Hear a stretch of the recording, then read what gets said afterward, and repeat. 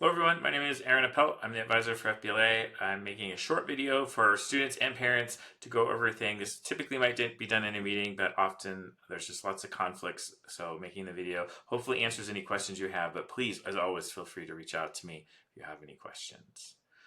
This year we have 19 students attending FBLA State with me, and we also have a chaperone, Eric Hoffold. He's the advisor for Mountain View. They only have a couple students going, and over 4,000 people will be there just for this state event. So it should be an exciting time, and I believe that's the most they've ever had so far. We're staying at the Rockies Resort, and I show these pictures to show there's a lot of outdoor activities, stuff to do outdoors, so the weather should be good for that.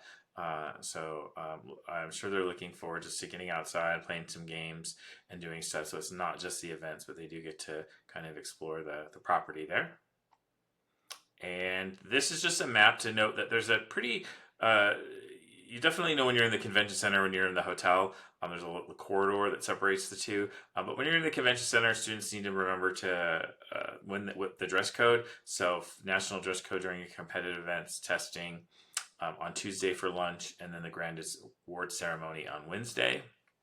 You can dress casually Monday for lunch. You can dress casually on Monday if you're not doing a test event. And then on Tuesday night entertainment, the dress is also casual. At the hotel, it's casual dress code, although just not look sloppy, just look somewhat professional. But it can include everything from being in swim shorts to something a little more professional.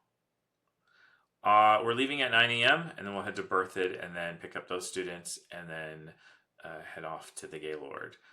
Students will be at lunch is provided on their own. I have a meeting that I'll attend, and then usually I'm not around the rest of the day on Monday, but this year I will be, so I can come back after lunch and make sure everyone gets to their events and knows where to go. Hotel check-ins at 4, and there is a general opening session and curfew at 11.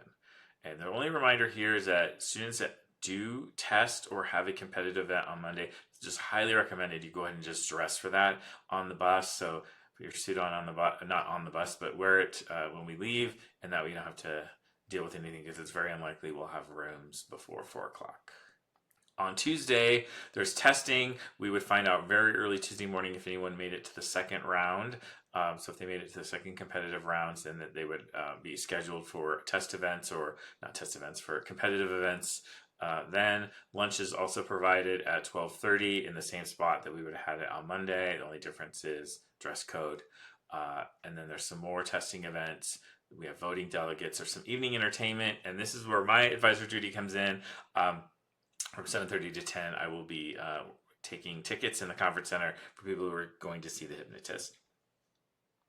And on Wednesday, we leave our rooms at 8 to 10 a.m. We're basically just trying to miss the traffic of everyone leaving their rooms, especially if you're on a higher floor. The elevators become impossible.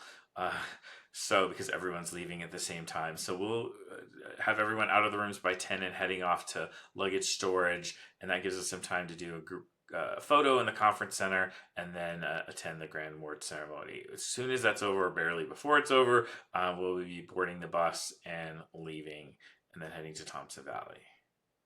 Dress code. This is just a reminder on the dress code. That it doesn't necessarily suit. You can wear a shirt and tie with dress pants. The shoes is probably the most important. And then this is just a reminder of the things that aren't allowed.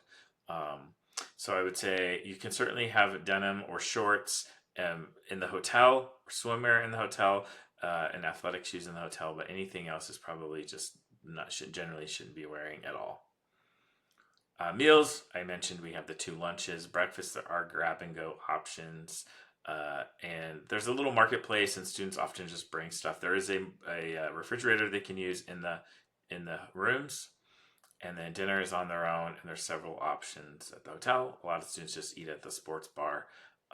We used to go earlier in April, so it was always March Madness, so it was plenty to watch, plenty of sports to watch while we were there. Just a reminder not to forget your school or another ID. Bring phone chargers, and definitely bring a computer. Make sure that it's charged if you have Monday testing. That's super important. And then for any questions, I know I sped through this, but I have put together the full document, a lot of stuff that FBLA provided me in the agenda. So in the email, I've included a copy of this. Students can find it in Google Classroom, and then for I think all but one of the FBLA members, I've given them a paper copy, so everyone should have it. So again, don't hesitate to contact me, and I'm looking forward to a great convention this year. Thank you.